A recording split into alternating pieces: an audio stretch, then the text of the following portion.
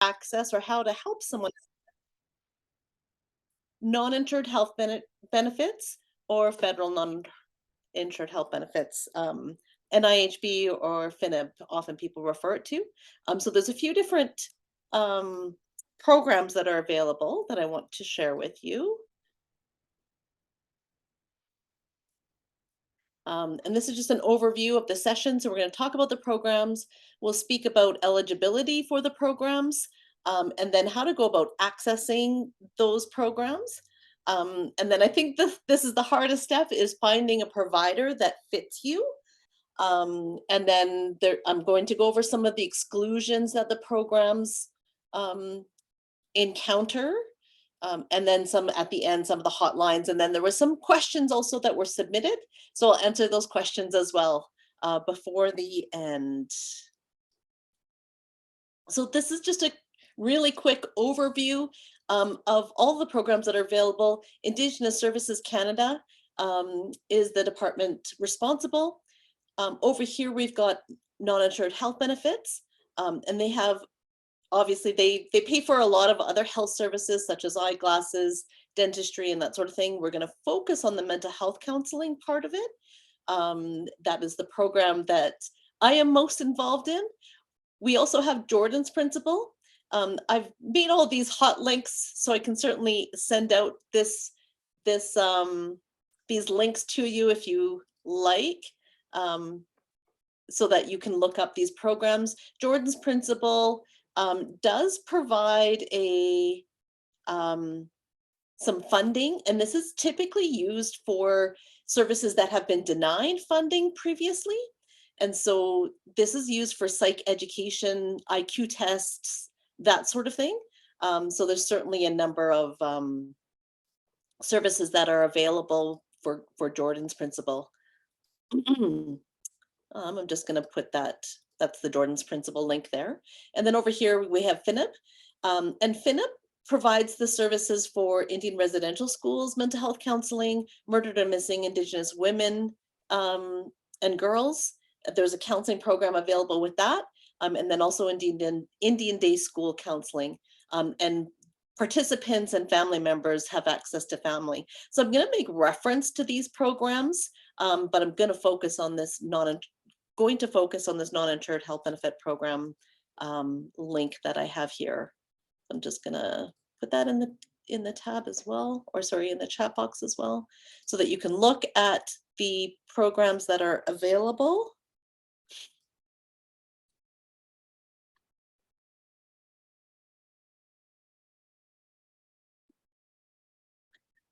Okay, coming back here. So just wanting to go through what is covered. So there's up to 20 hours of counseling every 12 months. And so I get a lot of questions about this. So this is just that non-insured health benefit program. There's also another 20 hours for the murdered and missing Indigenous women counseling, another 20 hours for the Indian day school counseling, and another 20 hours for the Indian residential school counseling. So generally speaking, and a lot of our clients can access each of those programs or have been impacted by each of those areas, which is sad. But I guess the benefit is that we can access each one of them. So it ends up being about 60 hours per year of counseling that is available. Also, generally speaking, as a psychologist, I can ask for more hours. So once someone has completed the 20 hours under the non-insured health benefit program, we can request more, and they do generally give us more hours. So if you think about it, 20 hours is approximately 1 hour, every 2 weeks for 40 weeks. So that's a good portion of the year that is potentially covered for counseling services. And I haven't found much difficulty getting an extension when we request that. So there's quite a bit of counseling available. So who is eligible? First of all, we must be a resident of Canada, and the person has to have a treaty number. So First Nations or Innu can also submit a claim. A child less than 2 years old whose parent is an NIHB client is also eligible. Generally, this is for a number of other medical services. This isn't usually available or necessary, I guess, for counseling. We usually don't see counseling clients under 2 years old, but I guess it's possible there is such thing as infant mental health.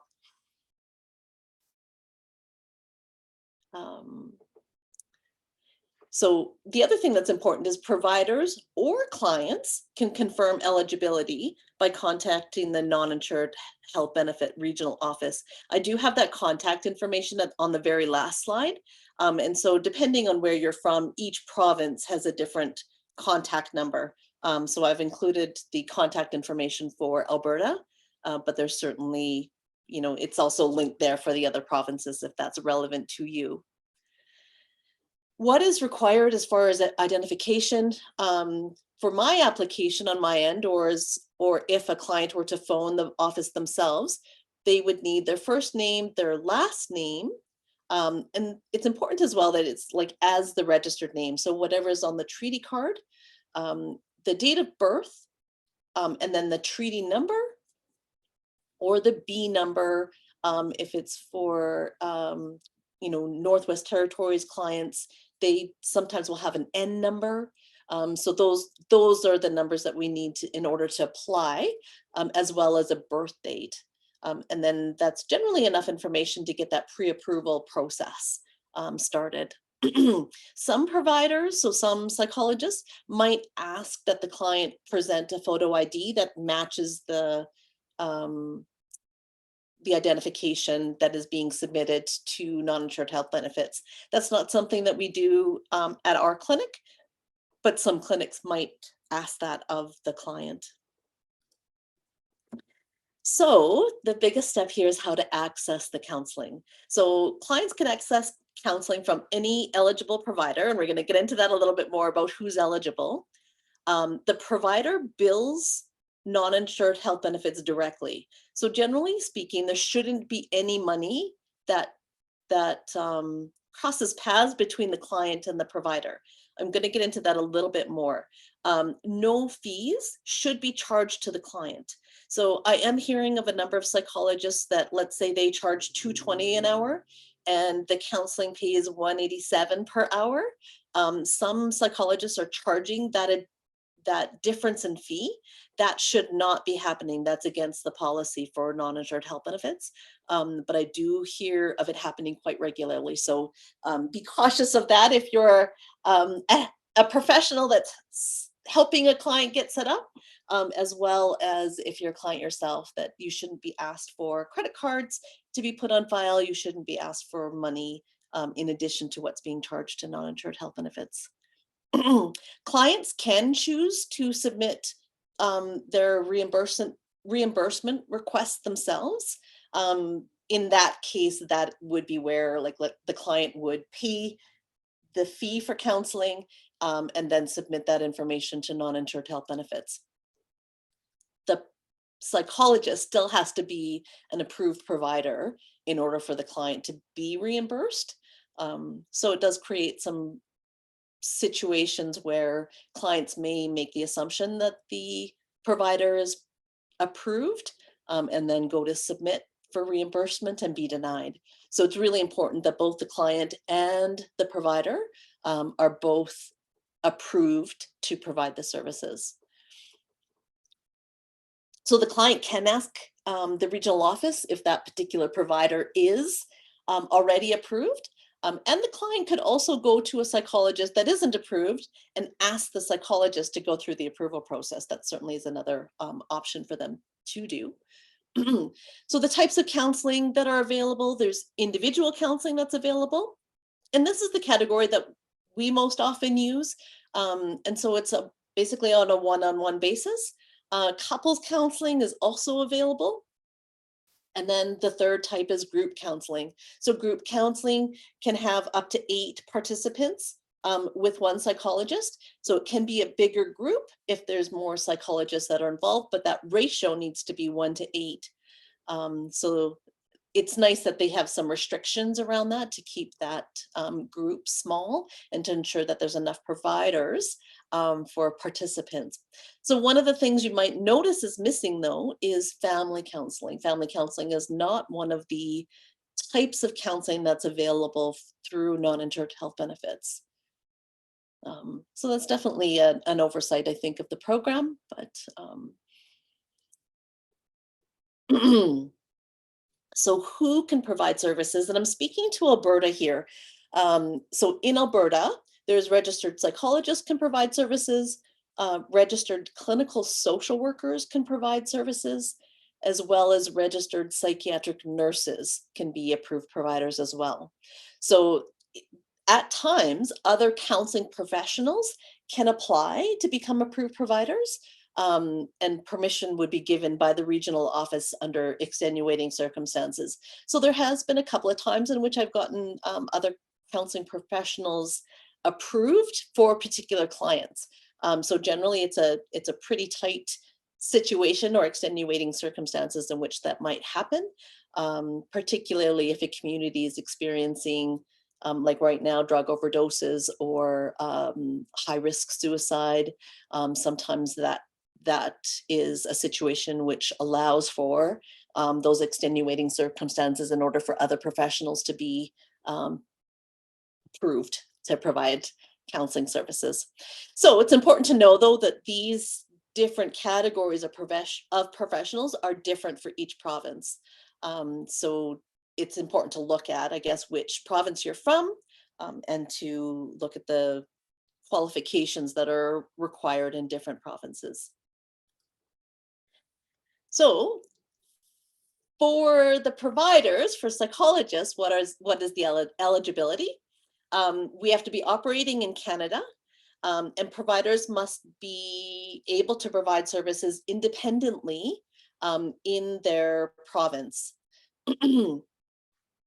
So this is a really important thing because, like in Alberta, for an example, there are a number of different professional associations that aren't necessarily regulatory bodies. So the Psych Association of Alberta, it sounds like it's a regulatory body, but it actually is not.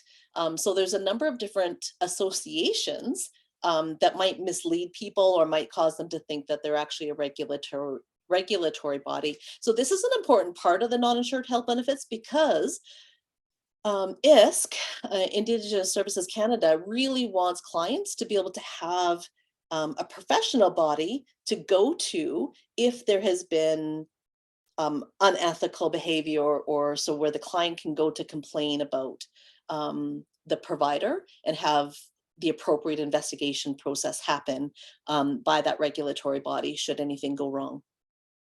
So I've included the ISC website as well there. Perhaps I can copy that in. And that is a guide to more services as well. And what services are, or what regulatory bodies are available in each province. Yeah.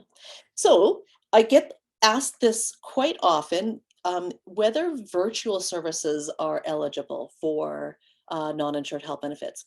And they are. So video conference or telephone conference is eligible for reimbursement. Instant messaging, texting, email subscription, robot therapy, any of those are not eligible for reimbursement. So there's kind of a movement right now where government services or some services are moving to, it's called email therapy. So once a week where a therapist would give out an assignment, and that there's 15 minutes per week that would be one-on-one. And so that instant messaging or email subscription-based therapy would not be eligible for non-insured health benefits services. So that's an important thing, I think, as we move into this new world of what counseling looks like. Virtual services are only available to be reimbursed when it's by client agreement. So sometimes I might have a client who lives in a really rural area or remote area, and they might specifically want to engage in virtual services. or that's part of that suits them best in their schedule. Perhaps they have young children and want virtual services. So this is an important part, I think, as well, is the virtual services have to be by client agreement or the decision of the client. And the provider, should the client want to drive to our office or attend in person, we do have to make that available to them if that's their request. Also, interprovincial services generally are not available. So if I were to see a client in Alberta and they're traveling to Arizona or they're traveling to BC for a period of time, that is not an eligible time for reimbursement unless there's exceptional circumstances. So let's say I had a client who had to travel to another province for the death of a family member and they ended up staying longer. I could ask to, and it was a situation where they needed continued support, then I could ask to provide services for a short period of time in those circumstances, with the idea that we would probably, reconnect and continue services in Alberta once they returned. If a client moved to BC, let's say, the expectation would be that we transfer services and find another therapist in BC, another psychologist in BC. Telehealth counseling, I'm going to skip over this really quickly. There is guidelines for telehealth counseling. And so if they're not a psychologist, so there's other provinces that have other professionals that are supported for telehealth counseling. And so I'll link this for you guys. There are guidelines around what telehealth services need to look like. Just so that there is clear information around the ethics and guidelines for telehealth services if it's a different professional body. Oops. There we go.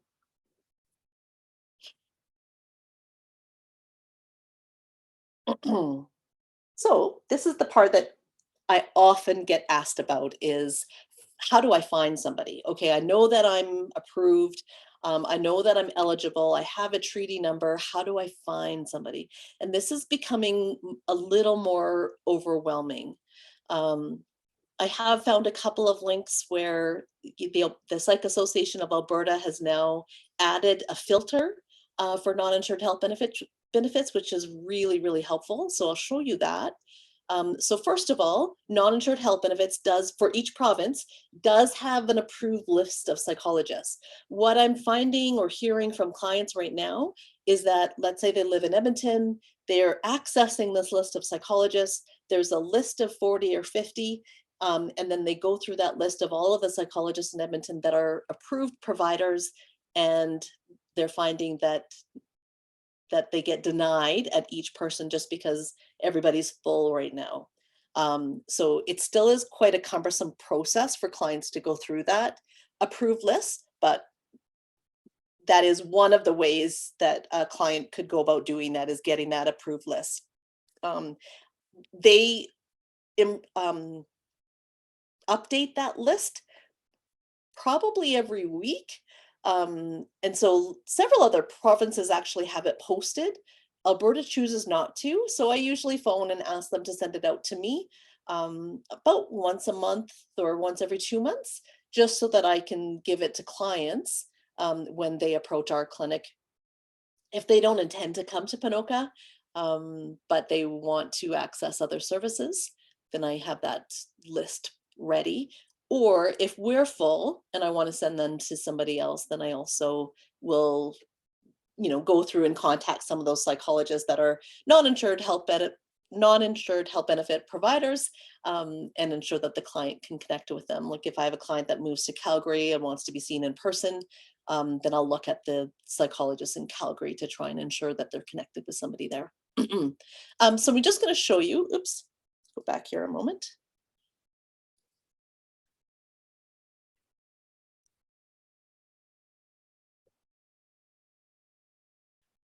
Are you able to see my screen? Is it on the window or the tab?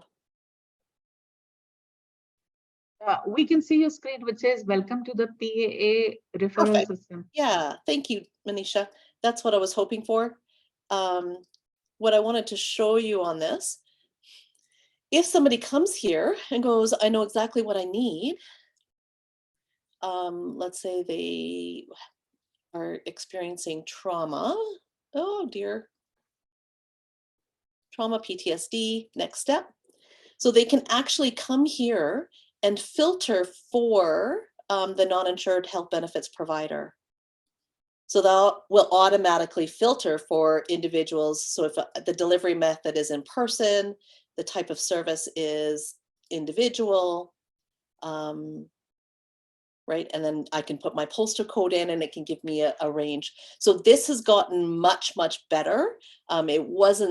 It didn't have these filters before. So it just gave a list of all the psychologists, and the individual would have to go through all the websites and contact information. So this is quite nice that that they have this ability now to filter that. So we get a much smaller list of people that are, so there's 3 different pages here that, that are eligible with that filtering in system. So I really like that the Psych Association of Alberta included non-insured health benefit as one of the filters. Psychology Today listing, I'm not sure why my slides are doing that. Psychology Today listing, they have opened this up. It used to be for psychologists only, and then they've opened it up to be social workers, counselors, therapists, interns. And so it's quite a busy site now. So people could still filter or still Google there, I guess, or screen there for non-insured health benefits. But clients are telling me that it is certainly much more difficult than it was to read through all of the providers there. I will put that link in there as well as an option for people to have a look.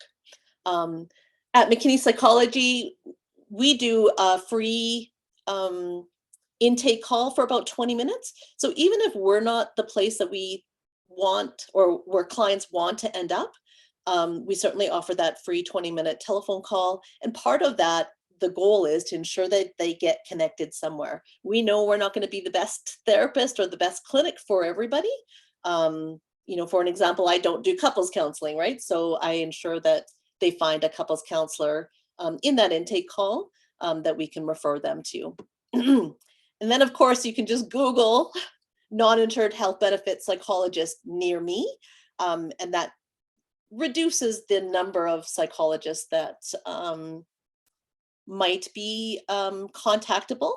However, the problem with this is that they would have to have like NIHB somewhere on their website or in their Google ads in order to be screened in or out of that search. So it's helpful, but it has some problems as well trying to search that way.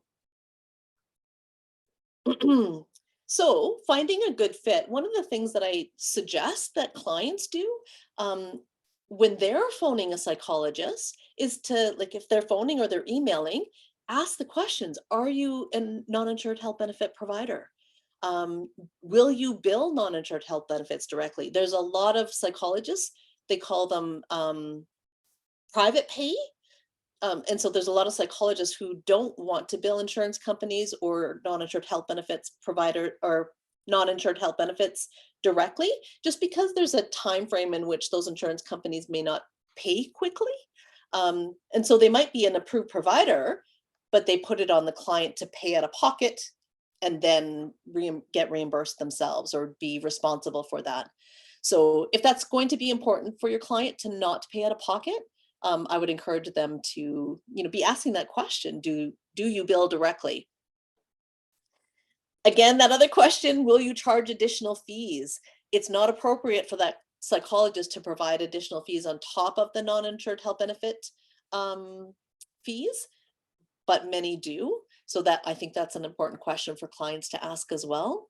Do you have, or what is your experience with whatever? So a number of clients might, talk about, do you have experience with Indian residential school or intergenerational trauma or depression or borderline personality disorder. So whatever it is that the client is bringing or wanting to deal with in therapy, you want to make sure that that therapist or that psychologist has experience in that area. So I love it when clients ask me or, kind of interview me in that free consultation period, because then I know they've done some homework, and if I'm not a good fit, I'm in a much better position to be referring them on. If they're not sure what it is that they're wanting counseling for, sometimes, we're a couple of sessions in before we recognize that we may not be a good fit. Are you accepting new clients? That's a big question right now. A number of people, we had a bit of a wait list at the end of summer. And so, we just kept checking on our wait list to see if they were still, willing to wait. But that's an important piece. People can end up being on a wait list for quite a while when they potentially could be looking for a psychologist who is currently accepting new clients. Where are the services provided? More and more psychologists are doing online only services. And so that's an important question for clients to ask as well. Like the location of in-person services also, is in-person even possible? How soon can I be seen? How do you deliver services? Those are, I just thought a quick list of questions that might help determine whether help the client determine whether the therapist is a good fit for them. So once you have determined that they're a good fit, then there's a pre-approval process that happens. So if the provider is not enrolled, they won't be able to bill non-insured health benefits. A client can ask a psychologist to become a provider, but there is a time frame. It does take a little while for that to occur. And so they might be in limbo waiting for services until that psychologist goes through that approval process.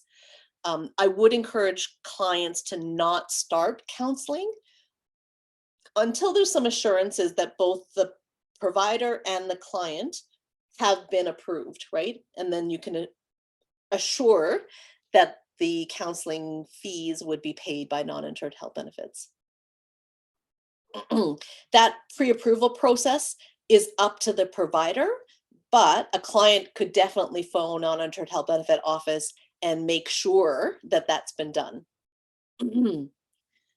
Transportation. So transportation, psychological services are considered a medical service. So medical transportation can be utilized to access counseling.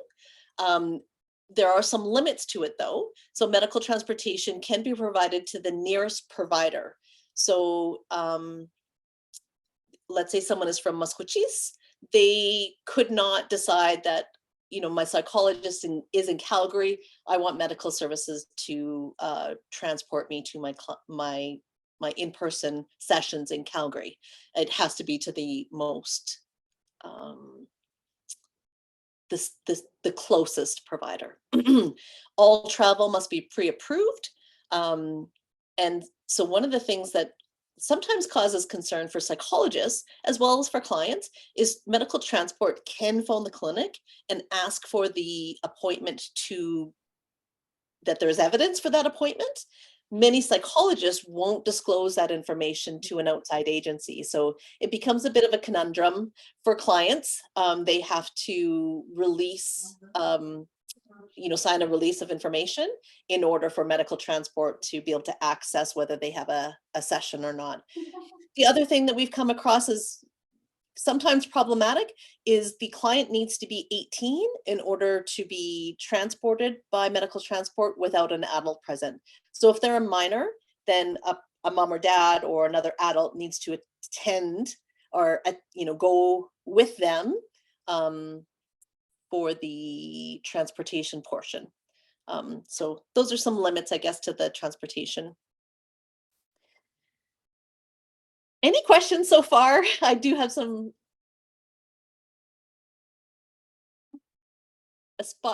time for questions at the end and some questions that have been submitted, but I'm happy to answer any that are burning right now.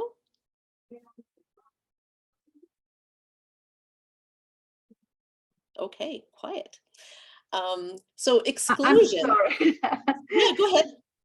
Uh, so, we are having excellent stew and bannock for everyone right now. So if anybody wants to come to the college and bring your own dishes, you're welcome to do so. That's why the little bit of confusion was here. Oh, thank you. I saw that note coming out in the email just before this. Thank you.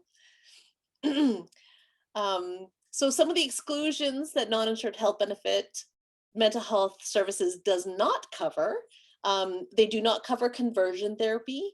They do not cover accommodations for addictions treatment. And they do not cover psychoeducational assessments. So IQ assessments or personality assessments. Those can be covered though through Jordan's principle.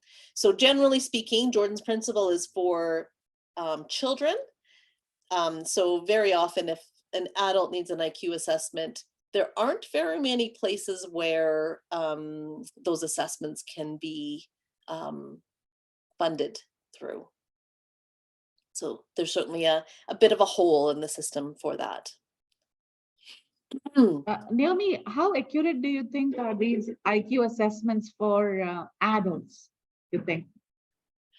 Actually, like IQ assessments are quite common for adults to help determine career paths.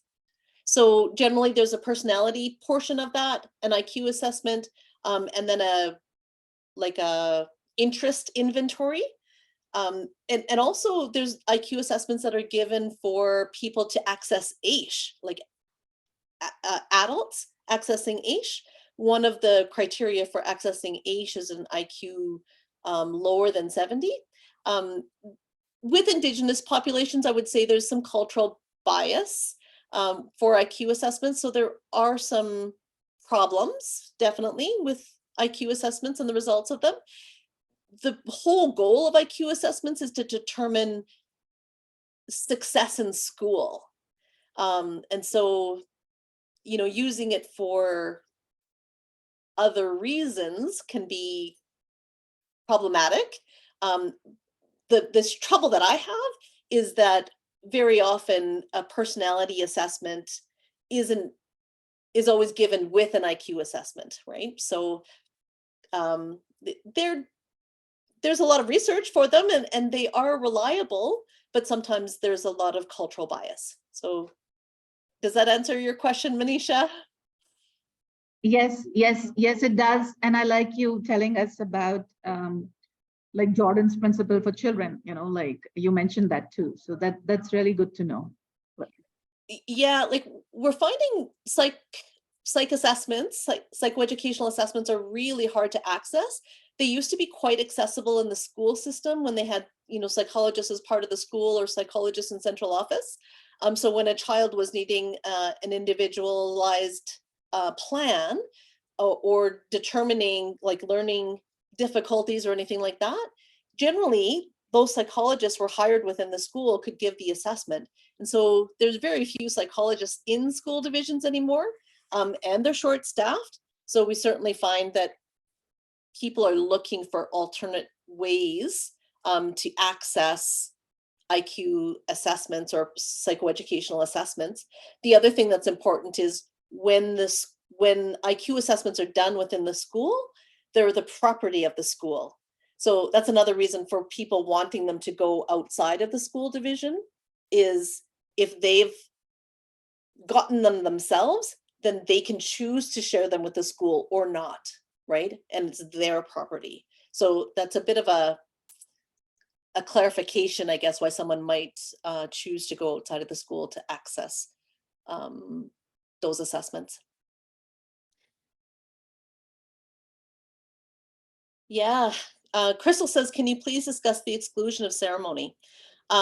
So these are the exclusions, further exclusions to the non-insured health benefit coverage. So retreats are excluded, testing costs are excluded. So if I were to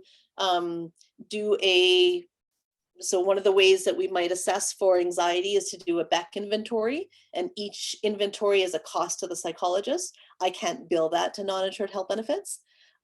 Psychiatry is paid by the province and is free for everybody. So that's not billable by non-insured health benefits. Psychedelic therapy is not billable yet. I think that there might be a time in which it is. We'll see. And then telehealth via those apps, I already talked about that. Ceremony. So ceremony isn't billable through non-insured health benefits. And I think this is interesting, and it might come up in the future. So there's very few Indigenous psychologists in Alberta. I know of 6 now. So there's very few that would be in a position to even include ceremony in sessions. But if we go back to, just going to go back to, there's another place where ceremony can be included or can be funded. Just going to go back to that table that I had. There we go. Here. So in this area or this area. So sometimes I.S.C. will give money to communities where they run wellness days or educational days. Even Maskwacis Health Services, the counseling department, is funded in this pool of funding. So in this pool of funding, ceremony can be included or can be funded. Just in this pool of funding, it cannot. So just some, did that answer your question? I think that was Crystal that asked that.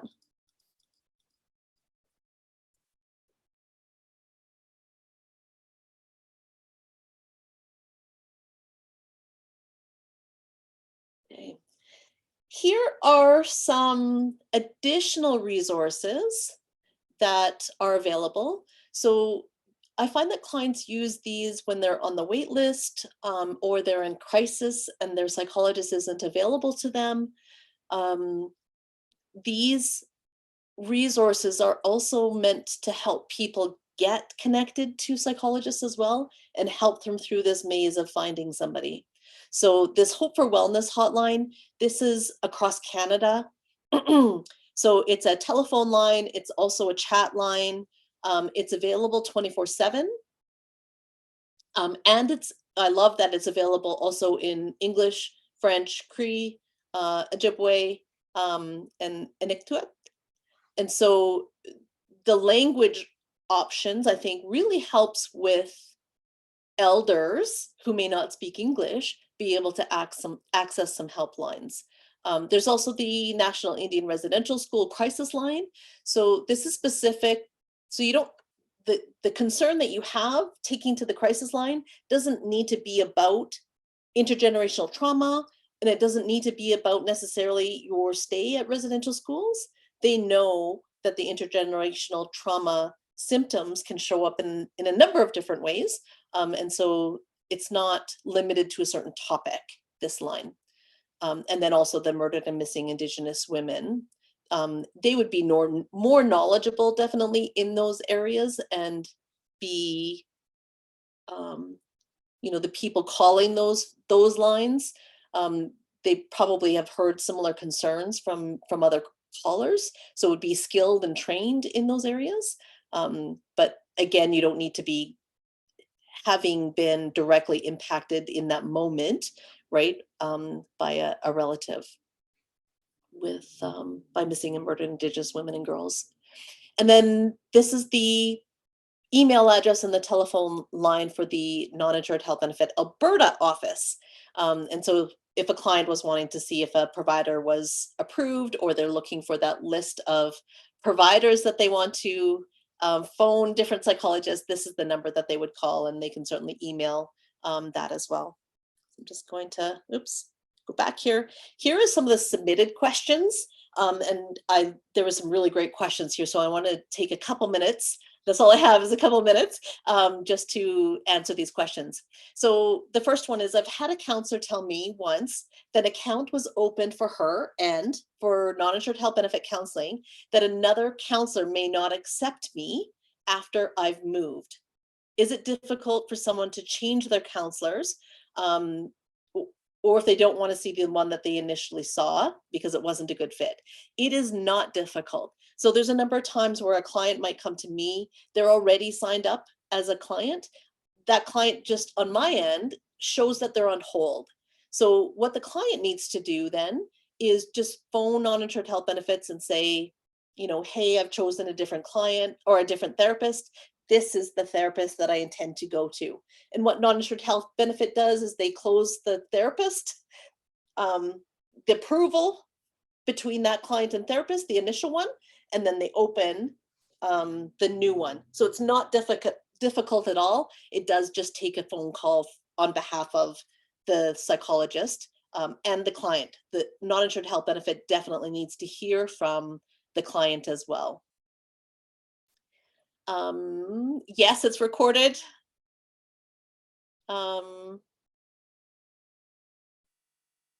Thank you, everybody. Is there an annual cap or limitation in accessing mental health supports? Yes, there is. There is the 20 hours. I've not had too much difficulty getting an extension on those 20 hours. Also, there's always the other programs that are available. I have never had anyone use 60 hours of counseling in the year. What are the skills, or looking to see if this session would be a good fit session topic for our First Nations families in our division? I presume that's a school division that's asking that question.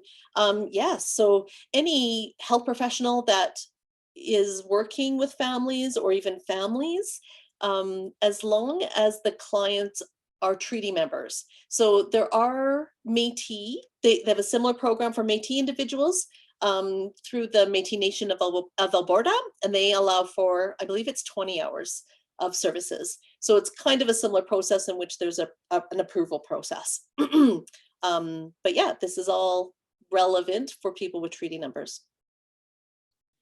What skills are most required for human services workers to navigate mental health services through FNIB? Maybe investigative skills and sometimes persistence, right? So being able to, hopefully these links help you to know where to go first, so you're not sort of Googling randomly and trying to find somebody who's a good fit. Hopefully that new service through the Psych Association of Alberta is helpful, where it can filter psychologists that have that accept non-insured health benefits. Can you recommend therapists with specialization in trauma and addictions? Yes, at our clinic, we have several therapists here at McKinney Psychology that specialize in trauma. We have a psychologist that specializes in addictions. And certainly if you're not a good fit here, I have a list of people, generally speaking, when I do an intake with somebody, I give, 2 or 3 clients or 2 or 3 different psychologists' names, phone numbers, and websites for people that, any specialization. It's usually couples that I refer on, potentially, or younger children. We're now seeing younger children here. So that is also, that doesn't mean we're going to be a good fit if we're not in the same location. But I usually provide names of other psychologists that the client would be looking for. So what is available to our participants regarding mental health counseling? I think I shared most of that. And how do I obtain a list of practitioners? So I can give that to you. You could also get that from the non-insured health benefit office. They will email it to you.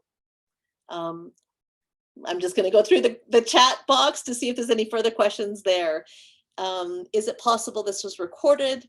Yes. And can we access the slides afterwards? Yes, I'm happy to give you the slides afterwards, and the slides have hot links in them, so you can certainly access those hot links as well.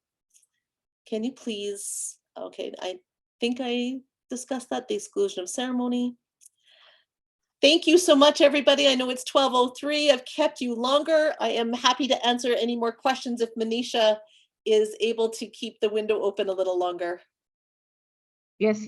I can keep the window longer. If anybody has any more questions, you're welcome to. Please go ahead.